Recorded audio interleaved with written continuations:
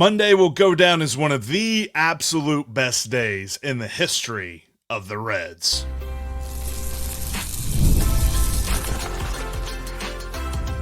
You are Locked On Reds, your daily Cincinnati Reds podcast, part of the Locked On Podcast Network, your team every day. Welcome into Locked On Reds. We are your daily source for all things Cincinnati Reds. I'm Stephen Offenbaker. He's Jeff Carr. We have a combined 12 years of experience covering the Cincinnati Reds. We love this baseball team. We love baseball. The Reds don't always love us back, but this week they have loved us back just a little bit. We have taken our love for this team, our love for the game. We are turning that into information for you for at least 30 minutes a day, each and every day, right here at Locked On Reds. Locked On Reds is part of the Locked On Podcast Network, your team every day. And on today's podcast, the Reds have officially introduced Terry Tito Francona as their new manager. We are going to be breaking down what he had to say. He had lots of things to say. Jeff Carr was ready to run through a wall after this press conference. We're going to get to a lot of what Terry had to say on this episode, which is brought to you by booking.com.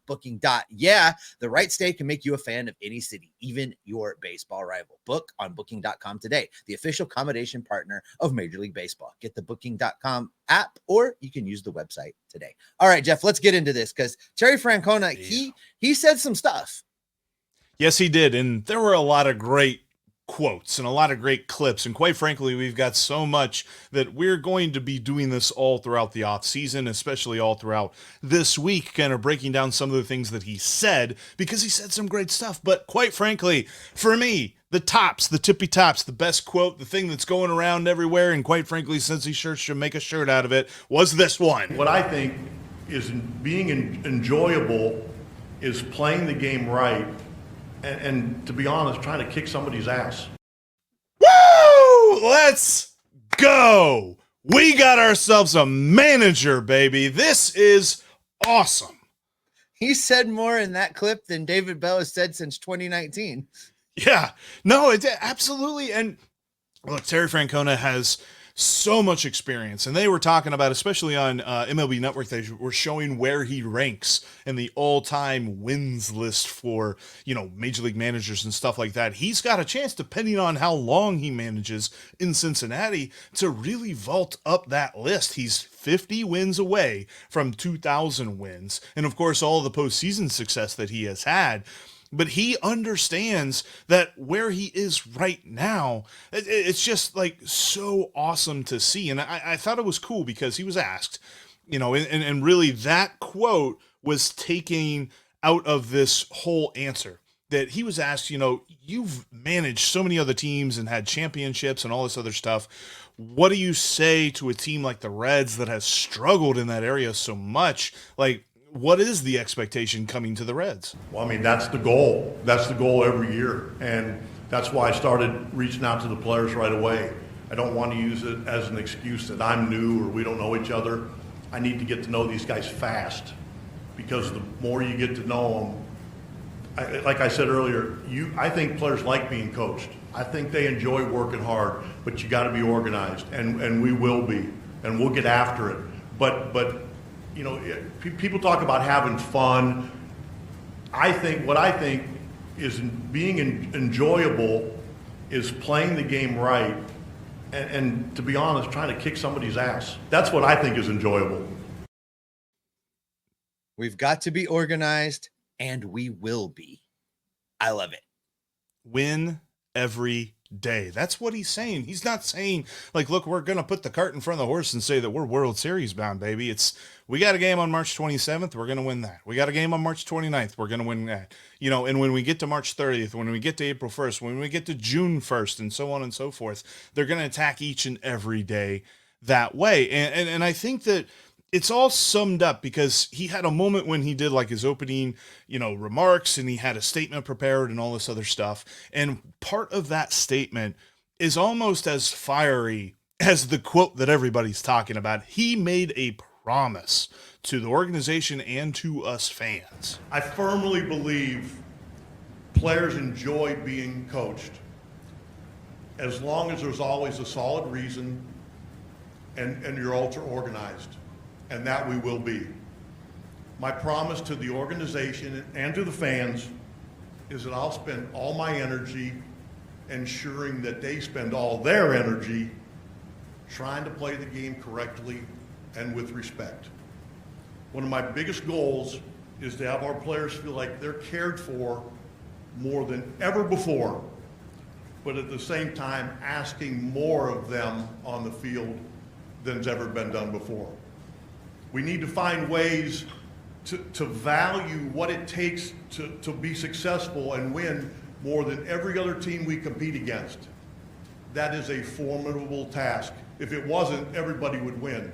But that's our goal starting from day one. I like that. If you note, he's hitting on this organization and playing the game the right way, and that's the thread. That's what is being woven in through all of this, Jeff. And it tells me that, he mentioned that he's been talking to the players. I think that's the response to the feedback he's received, and it tells me that these players do want a more defined direction. I think these players, especially when you take into account the things we've heard from Jonathan India since David Bell was let go, it sounds to me like there was a total breakdown in accountability. There was a total breakdown in what was going on behind the scenes with this team. And I think it's very refreshing that you're going to have somebody come in that's not only saying they're going to be able to do these things, but has demonstrated in other jobs in the past along the way at a high level that they can do these things. And I think that Terry is going to bring exactly what this team needs at exactly the right time. This is a very young team. This is a team that has a lot of talent that still needs to be harnessed. It still needs to be directed. And that's what I hear Terry saying, that he's going to provide the route for these players to pour in everything they've got and have more success on the field moving forward than they've had in the past, because we all believe they should have had more success this past season than they did. And I think Terry recognizes that. We recognize that. And I'm ready. When is opening day? March 27th. We're not that far away. I'd have to put into Google exactly how far that is. I can't do math on the fly, but yeah, I am so ready to see how his team goes. And he talks a lot, and we're going to break down a lot of different stuff that he says throughout this episode and throughout this week. Kind of doing some different segments looking at that. But he did have a statement where he was talking about spring training, and he's like, spring training is going to be so important for this team for multiple different reasons, because I got to get to know these guys, but we have to understand the expectation before us that, we're going to be aggressive, but we're going to be smart about it too, because you can't just be one without the other. You can't be smart and calculated without aggressiveness, and you can't be overly aggressive and run yourself into outs like this team has. He didn't say that. That's me paraphrasing from things that he said. But there's so much that he had to say that really, Steve, watching this press conference and just seeing this and just thinking about the possibilities, Terry Francona has a really good shot to walk in on day one, the best manager since Sparky Anderson for this team, and he has a really good shot to make an argument to be as good as Sparky Anderson if the cards fall the way they should. Yeah. Don't put a lot of pressure on the guy to be Sparky Anderson. But it took me a minute to process what you just said. I'm like, wait, okay. No, you know what, Jeff, though? It can be that kind of a team. It can be that kind of success. He can be that kind of manager. This is one of those things, the Reds make hires, the Reds make moves, and more often than not, we're left to try and piece together on our own. How can this hire, how can this signing, how can this trade be the difference maker in this organization? And we have to weave a windy road to get to where we think that this Reds team is trying to go. There's no question with this particular hire. There's no doubt in my mind with this particular hire where they're trying to go. They're trying to go to the playoffs. They're trying to go to the postseason. They're trying to win this division. It's not a windy road. They're not taking the bypass route. They're not on 275 hoping they can get to the airport. They are on a direct route heading for the playoffs. That's what they want to do. And I'm pumped up, Jeff. I'm ready for baseball. Between what we saw in playoff baseball yesterday and this Francona press conference, I need the Reds to play like tomorrow. Yeah, this is as easy to understand as 1+1, baby. It equals 2, and Terry Francona was the best possible hire for this team. And one of the things that we had kind of discussed, one of the questions that we had about could Terry Francona be the manager of this ball club, he actually answered that during the press conference, and he answered it very succinctly. We'll tell you what that is coming up next. This episode of Locked On Reds is brought to you by Booking.com. Yeah, there's still time to get some summer travel in before it all comes to an end, and you can do that with Booking.com. It's time to explore those U.S. cities you always secretly wanted to learn more about. Yes, we're talking about baseball and football rival cities with hotels, bed and breakfast, vacation rentals, resorts, and so much more. Booking.com has you covered. It will help you find the perfect stay, even in a rival's city. You can go to, New York and check out the New York Football Giants against the Cincinnati Bengals. Baseball season has come to an end in the Queen City, but there are lots of places you can go visit, from hotels that overlook stadiums to family-friendly resorts. Booking.com has so many choices across the U.S. for your late summer travel as baseball playoffs roll along. The right stay can make you a fan of any U.S. city, even your rivals. Book today on Booking.com. You can use the website or you can download the Booking.com app.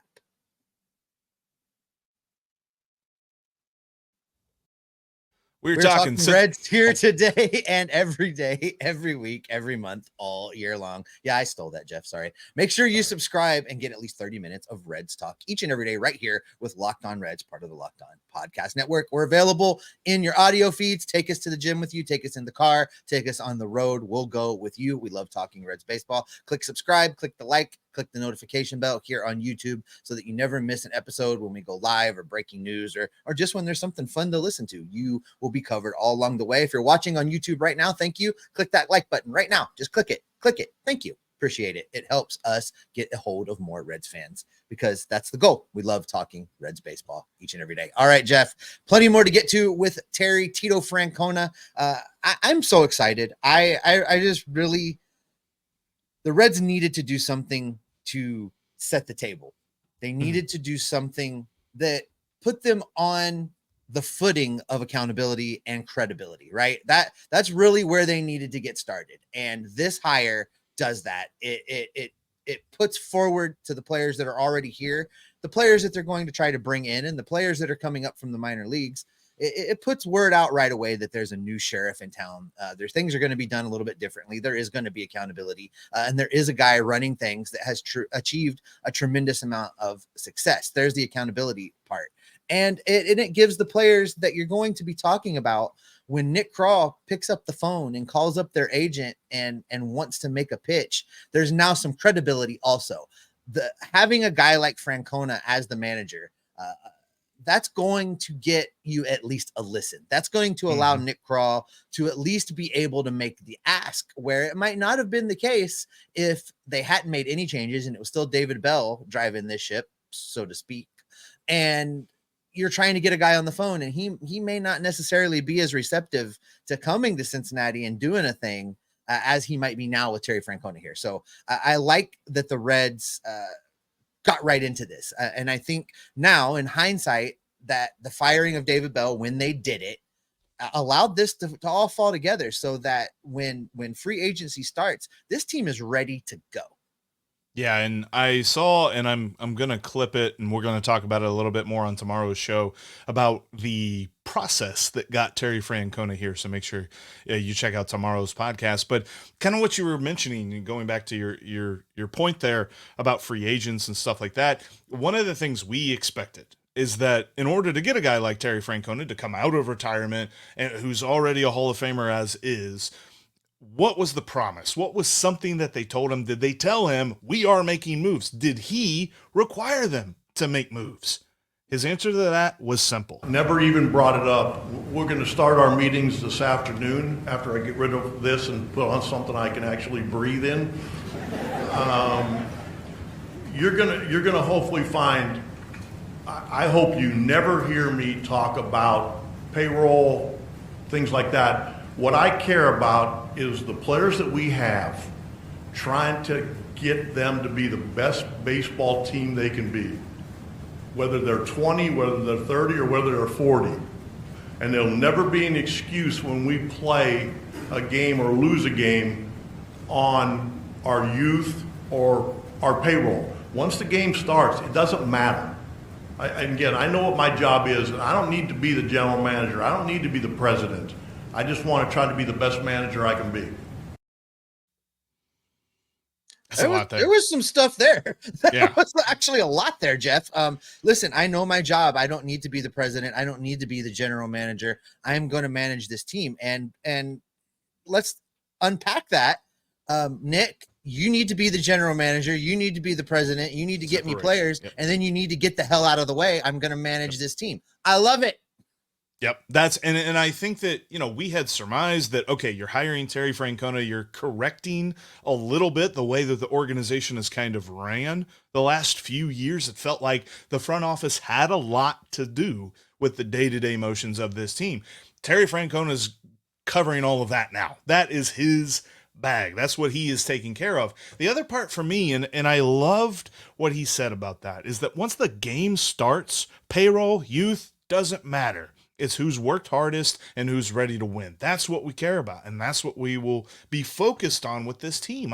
When you put together everything that he has said with that statement right there, that's the reason that he did so well in Cleveland, because it's not like Cleveland opened up the pocketbooks for him every single offseason. There were some years they spent, and there were some years when they didn't spend, but they were successful pretty much every single season that he managed there. I know that 2 of his last 3 seasons managing in Cleveland, they ended up with below 500 records, but 9 out of 11 years, they were above 500 when he was the manager, and they didn't spend luxury tax money 9 out of those 11 years. They had a pretty similar payroll year to year. So as much as we think that it was a requirement that he was going to be assured that some moves were going to happen, he completely blew that out of the water and said, absolutely not. That was not part of this at all. I was looking more so at the team itself. And I kind of am comforted a little bit by that. Not because I now believe that they don't need to make any moves, because they still do, but that means that they didn't have to sell him on their financial abilities, because they haven't sold anybody on that in a long time. Well, we've heard people say that, it doesn't take a baseball genius to look around the Reds clubhouse and see that there are a lot of pieces in place already. There's a lot of talent on this Cincinnati Reds team. So from that standpoint, I think Francona looked around the room just like the rest of us did and said, I can work with this. I find it interesting that, when asked that question, the answer he included basically was the front office is going to front office and I'm going to manage. And that's a market difference than what we've heard over the last several years. We've been hearing about the committees and we're aligned top to bottom. The conglomerate to elect a lineup based on one guy's laptop. I'm really liking the air that comes along with this of, I am the manager. I am here to manage this team. I am going to manage this team. They're going to be accountable. They're going to be organized, and we're going to try to win every single baseball game we play. There you go. And the other part of that for me is that he is taking the pressure off the front office and he's putting it onto his chest. He is saying, this is my team. I'm running this team. We're going to win. And this is how we're going to do it, because he was kind of asked specifically about Ellie, but he turned the question and he answered it for the entire team, where what is the messaging? How is he going to go about getting the best out of each and every player? And this is what he had to say. I spoke to him like I did everybody the last couple of days. And again, it's my biggest goal is to get to know guys, because if you come in going 110 miles an hour, again, you got to see what makes people tick and how the best way to get to people. The goal is for our ball club to play aggressively and intelligently. One without the other doesn't really work very well.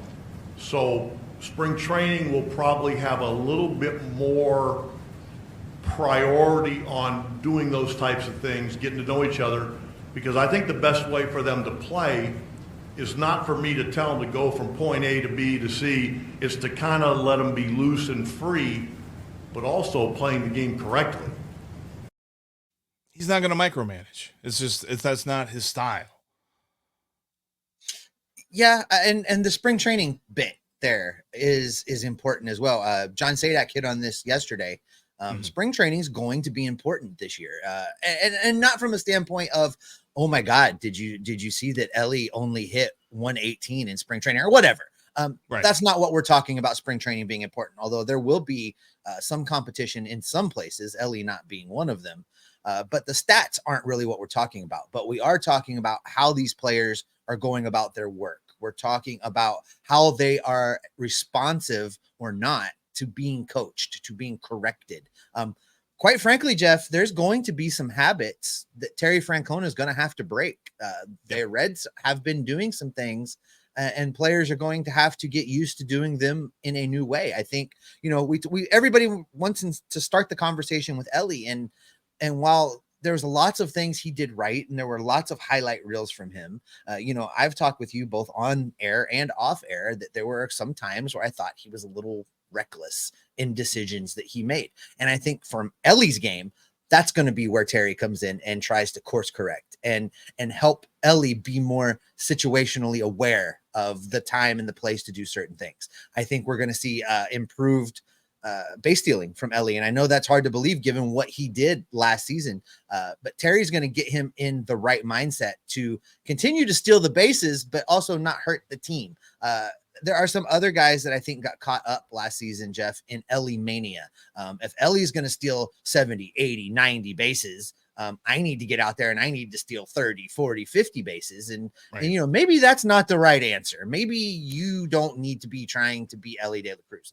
Those are the course corrections that I think Terry Francona is going to make. And that's just scratching the surface. For me, I like that he is already reaching out and calling the players and talking to the players because he's right. Yes. I'm sure no matter what your job, whether your job is working in a hospital or being a Major League Baseball player or running the baseball channel for a network, any of those jobs, when you get a new person in the leadership position of that job, when you get a new manager, a new boss, we all know how we have felt when that's happened, especially if that manager comes in with a strong personality and basically says, everything you guys have been doing is wrong. This is what we're going to do now. And you, by God, are going to get on board. Everybody bristles. Everybody closes up. Everybody's like, oh, you think so, buddy? Well, let me tell you something, and I like that Terry recognizes that. I like that he's establishing relationships now so that when everybody gets to Arizona, it's not going to be that initial introduction. It's going to be, oh, hey, there's Terry. Hey, Terry, how's it going? And Terry can be like, great, good to see you. Here's what we're working on today. And there'll be a little bit more openness. So he's going about this the right way. He's going about this the smart way. And he understands the challenge that is before him. And he explained exactly how and why it's really attracted him to Cincinnati. We'll talk about that coming up next. Playoff baseball, NFL and college football, basketball coming. Oh my! The best way to take advantage of all of that is with FanDuel, America's #1 sportsbook. Because right now, new users can get $200 guaranteed with their first $5 bet. All you have to do is go to FanDuel.com/lockedon and get that promo. Plus, there's all kinds of great things you can put that $5 on. Looking at the playoffs, you've got all kind of great World Series odds. The playoff games right now in the NLDS have been absolutely phenomenal. The ALDS has been absolutely phenomenal. Dodgers and Padres fans, anyway, are really not liking each other. There's a lot to have fun with over at FanDuel. Plus, NFL action, prop bets galore. Check it all out. FanDuel.com/lockedon. And again, you'll get $200 after your first $5 bet guaranteed. FanDuel.com, they're America's #1 sportsbook. And if you're looking for the best way to get down to the ballpark, get down to the stadium, get down to the arena, it's with Game Time. Game Time's got last-minute deals at the lowest price, guaranteed. Steve and I always use Game Time whenever we're going down to Reds games, but quite frankly, I love using it for Bengals games, for Cyclones games, for Bearcats games, because the closer you get to the beginning of the game, the better deals you find. And they make it so easy to find your seats. If you've never been to the stadium before, you can get a feel for exactly what your view is going to look like because they have the view from your seat. Download the Game Time app today and use the promo code LOCKEDONMLB, and you'll save an extra $20 off your first order. So you're getting amazing deals already, and you're going to save $20 on top of that with the promo code LOCKEDONMLB. Download the Game Time app today and create an account, because what time is it? It's game time. Looking at these comments from Terry Francona in his introductory press conference, there's a lot that's going to happen this week. We're going to continue to break down a lot of the stuff he said. He said a lot of great stuff about specific players and specific situations and how he handles guys that are continuing to make mistakes, and how do you kind of talk through that. We're going to get into all of that this week, including any new staff changes that he may be making in the next coming days. But as I kind of mentioned there a moment ago, like, there was a way that all of this kind of came about, because Terry Francona didn't actually really think about managing a whole lot this past year. I honestly didn't see myself managing again. I had a really good year away from the game. I needed to step away. I didn't step away because I didn't love the game. I stepped away because I didn't think I was doing the job up to the caliber I thought was necessary. Part of it's health, and a lot of it was health, and it was getting in the way. And as a manager, when you start becoming short, losing patience, it's not healthy. And I didn't want to shortchange the organization. So when I stepped away, I didn't think about managing a whole lot this year. And then when the Reds reached out, I started looking at the team a little more closely, and they came out to visit, and it just felt right. And it felt right kind of pretty close to the beginning of the meeting. And we probably talked for 5 hours, and I was kidding, my palms were sweating, like I started getting, like I was like wanting to put my uniform on. So it just felt right. I think it was love at first sight is what he's talking about there. Sounds like it. I wanted to put my uniform on. I want to put a uniform. I'm ready to play. Yeah. Let's go. When Terry says, I looked at the team a little more closely, that kind of echoes what we said there in the last segment, right? You look around the room, you look around this roster, and you're like, Hunter Green, nice. That guy's pretty good. Oh, Ellie De La Cruz, that guy's pretty good. Spencer Steer, he's got some talent. Oh, they're getting Matt McClain back too. That guy was really good. Oh, Jonathan India learned how to play defense. Jesus, this team's not bad. Nick Lodolo coming back. That Abbott kid. Wow. I mean, you start running the list, right? And the more you run the list, the more you're like, yeah, I can work with this. No, there's so many pieces already in place for him that he's ready to go. And that kind of fed into something that he had said in his opening statement during this press conference, where he talked about his excitement for the job. That talented group reminds me a lot of the group we have here now, talented and athletic. And I am so excited and fired up to get out to Goodyear and start to work with the staff and the players. I need to keep reminding myself, they just got done with the grind of a really long year. And I spent the year away from baseball, leading a semi-normal life, trying to get healthy. So I just need to remind myself that. Saying that won't stop me. I've reached out to every single player, I believe every single staff member, support staff, and will continue to do so. Matter of fact, I think I've reached out to quite a few American citizens and spread the word of Reds baseball. When Brad sent me the phone list, I don't think he realized my age or my eyesight. Look at that. I had two people tell me they really didn't give a hoot about the Reds baseball, and I realized that they weren't any of our players or anybody within the organization. Got the wrong number. But what he was talking about there at the beginning of that clip, he talked about the 1987 team that he was a part of with Eric Davis and a young Barry Larkin and Pete Rose managing and Paul O'Neill, a bunch of different guys that were on that team. And that is what reminded him of the talent that is on this team and the talent that could blossom into a championship contender. Well, we've talked about this Reds team being primed for a window, right? And you look at that 87 team that Francona was part of. That was a team that was in that same kind of a window, right? You know, when Pete, we talked about this during our tribute episode there to Pete Rose when he passed away, that, you know, the number of consecutive second place finishes he had with the Reds as manager as they were building and building and building. And then all, you know, obviously all of Pete's stuff happens and Lou Piniella comes in and this team wins the World Series wire to wire. And, you know, that's the same kind of energy that's around here right now. The team is primed. They've been getting it together. You bring in a new manager that's going to, and not that Terry and Lou are the same kind of guys, because they have different kind of style, but the energy change is really what I'm talking about, Jeff. You bring in that new energy to kind of to spark everybody else the rest of the way and fix the few little things with a fresh set of eyes. And the results could be very, very similar. And, you know, I'm not saying the Reds are going to go wire to wire in 2025, but why the hell not? Can the Reds not go wire to wire in 2025 in the anniversary season of the Big Red Machine? I mean, this is how we do things in Cincinnati. Let's celebrate the anniversaries by creating a new one.